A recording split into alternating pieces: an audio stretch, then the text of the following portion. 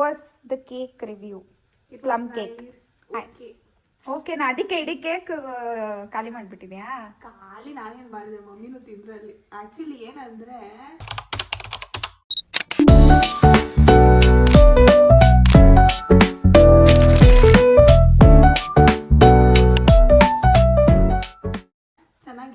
ಚೆನ್ನಾಗಿದೆಯಾ?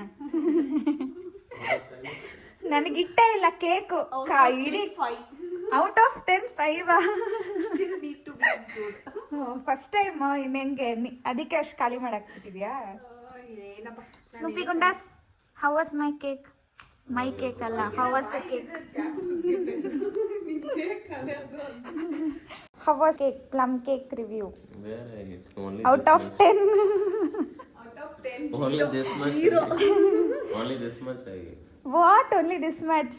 ಓಲ್ ಕೇಕೆ ಖಾಲಿ ಆಗೋಗಿದೆ. ಕರೆಕ್ಟಾಗಿ ಹೇಳು. Good, okay. Out of 10 how much? 7.5. 7.5. ಯಾಕೆ ಮಿಕ್ಕಿದ್ ರಮ್ ಕುಡಿದ್ಬಿಟ್ಟ? Let's start with the rum cake process.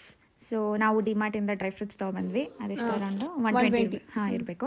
ಆಮೇಲೆ MRP ಇಂದ ರಮ್ ತೊಗೊಬಂದ್ವಿ. MRP ಬಟ್ MRP ರೇಂಜ್ ತೊಗೋತಾ ಇಲ್ಲ ಅವರು, ಎಕ್ಸ್ಟ್ರಾ ತೊಗೊತಿದ್ದಾರೆ ಬೇಕಂತ ಹುಡುಗಿರಂತ ನೋಡಿಬಿಟ್ಟು. ಬಟ್ ನೀವು ಹುಷಾರಾಗಿ ಟೆಟ್ರಾ ಪ್ಯಾಕಲ್ಲಿ ಹೆಂಗೋ ಪ್ರೈಸ್ ಇತ್ತು, ನಾನು ಅದನ್ನ ನೋಡಿ ಚೆಕ್ ಮಾಡ್ಕೊಂಡು ತೊಗೊಬಂದು.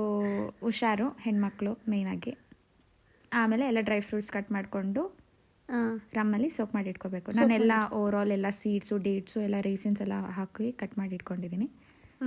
ನೀವು ಹಂಗೆ ಕಟ್ ಮಾಡಿ ಹಾಕೊಳ್ಳಿ. ಹಾಂ, ಹಾಗೆ ಹಾಕೋಬೇಕೆಲ್ಲರೂ. ಮತ್ತು ಓವರ್ ನೈಟ್ ಫ್ರಿಜ್ಜಲ್ಲಿ ಸೋಕ್ ಮಾಡಿ ಇಟ್ಕೊಂಬಿಡಿ. ಅಪ್ಪಿ ತಪ್ಪಿ ತಿನ್ಬಿಡ್ಬೇಡಿ. Come let start with baking process. Okay, so ನಾನು 1 ಕಪ್ ಹಾಲು ತೊಗೊಂಡಿದ್ದೀನಿ. ಆ ಹಾಲಿಗೆ ಚೂರು ವೆನಿಲಾ ಎಸೆನ್ಸ್ ಆ್ಯಡ್ ಮಾಡ್ಕೊಂಡಿದ್ದೀನಿ. ನಿಮಗೆ ಬೇಕಾಗಿರೋ ಎಸೆನ್ಸ್ ಹಾಕೊಬೋದು. ಹಾಂ, ಓಕೆ.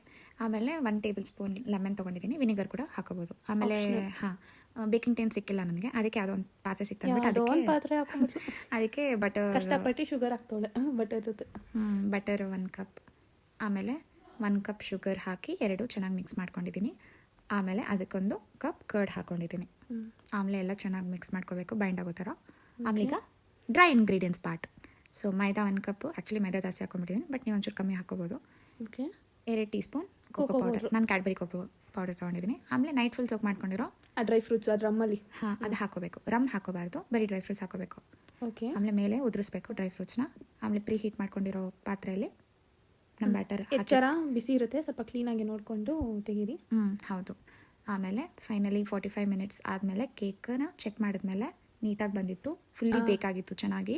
ಆ ಟೂತ್ ಸ್ಟಿಕ್ ಇದು ಪೋಕ್ ಮಾಡಿ ಓಪನ್ ಮಾಡಿದಾಗ ಅದು ಇರಬಾರ್ದು. ಹೌದು. ಆಮೇಲೆ ಕೇಕ್ ಚೆನ್ನಾಗಿ ಬಂದಿತ್ತು, ಬಟ್ ಶುಗರ್ ಕಮ್ಮಿ ಆಗಿತ್ತು.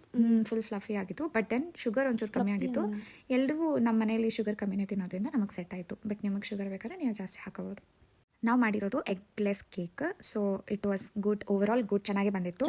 ಟೇಸ್ಟ್ ವೈಸ್ ಕೂಡ ಚೆನ್ನಾಗೇ ಇತ್ತು. ಸೊ ನೀವು ಕೂಡ ಟ್ರೈ ಮಾಡ್ಬೋದು eggless. So let us know in the comment section like ಹೇಗೆ ಬಂದಿತ್ತು ನಿಮ್ಮ ಕೇಕ್ ಅಂತ. Thank you so much.